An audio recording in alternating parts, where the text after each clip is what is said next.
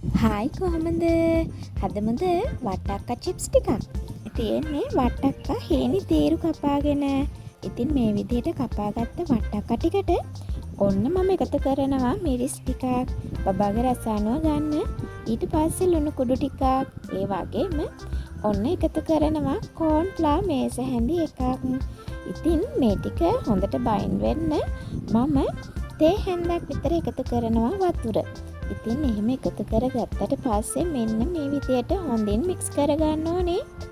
මේ විදියට මික්ස් කරගෙන අපි මේ ටික ගැඹුරු තෙලේ බෙද ගන්නවා.